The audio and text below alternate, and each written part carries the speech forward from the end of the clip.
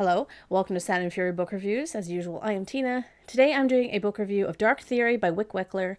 This is a self-published book. It came out in 2022. It is a science fiction.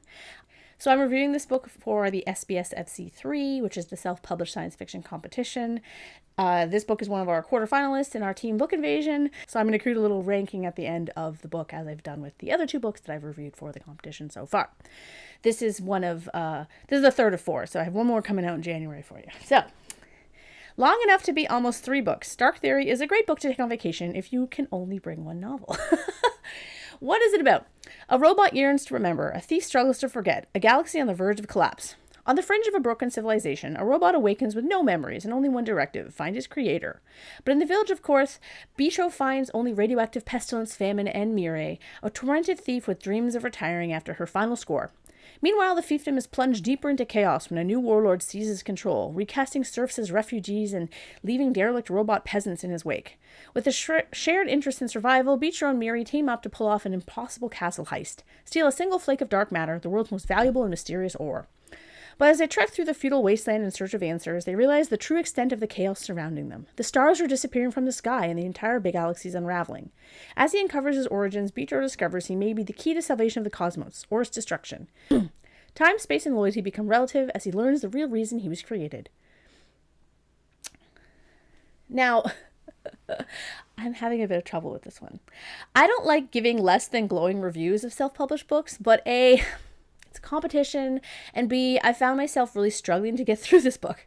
Perhaps because it was so long, but I found my attention drifting quite a bit, and I wasn't invested in the end result or the characters. The plot is fun if you don't mind completely outlandish concepts that take a lot of liberties with science. It felt like, kind of like a Marvel movie in that way, in that you're like, okay, whatever, this is fun, I'm just going to go with it. It's not a hard sci-fi, that's for sure.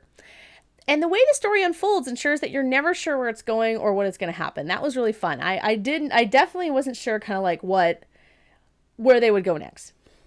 Yet, in the same vein, there were so many times where I wondered about the logistics of certain aspects, like how the characters got food in a wasteland, how far away places were from one another, how their shoes hadn't disintegrated, things like that.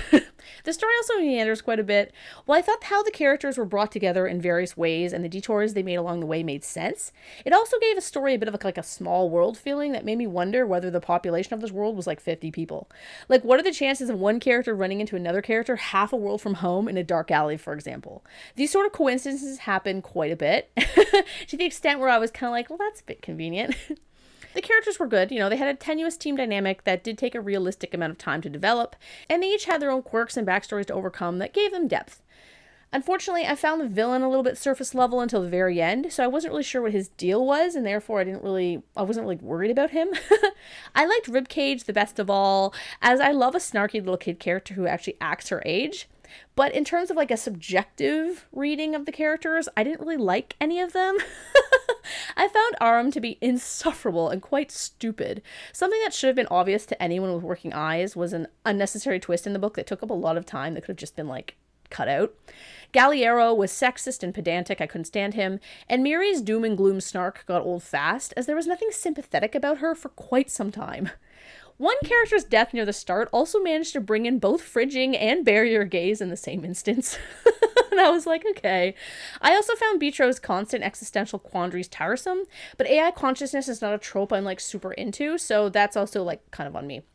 There was not a lot of comic relief in this novel, I will say. Every character is pretty morose, even the child, which might also be why I found it dragged a bit. There was also a lot of speeches given by the characters that felt a bit preachy that could have just been kind of like, I don't think they were needed.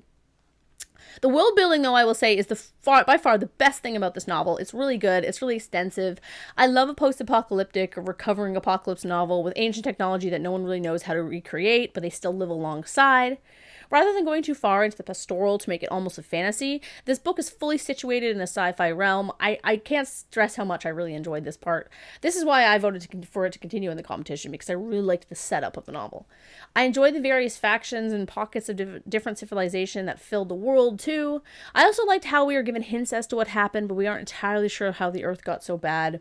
I'm also not entirely sure how far ahead we are in the future, to be honest. In terms of the writing, the dialogue is snappy when there aren't speeches, and the descriptions are well done so that I could easily picture what was going on.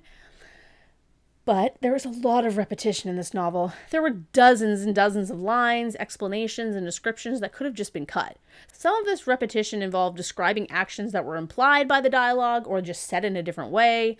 In truth, while I didn't really notice any writing errors, I bet 20% of this book could have been trimmed. And out of 800 pages, that's a lot. I guess my opinion overall is that it's a bit generic in terms of a sci-fi, and I'm more partial to sci-fi on the weirder side. It's totally a good book, though. I think that people would really enjoy it, especially if they love kind of just the typical sci-fi that's fun and like has interesting characters. I don't know. For some reason, it just wasn't for me, and yeah, like I hope that people don't take it as me trying to tear down the book. I'm just trying to point out the things that I had issue with to make sense for my rating. If I wasn't reviewing this for the competition, I wouldn't have mentioned. I probably just wouldn't have reviewed it. Anyway, for the SPSFC part of it, I'm giving the characters a 1.25, the world building a 2, the plot a 1.5, and the writing a 1.25. Because I found myself a bit bored at times, I didn't love any of the characters, and I'm not into like save the world plots as I am more intimate missions. I don't have a tiebreaker point for it, which would have given it an extra 1 point.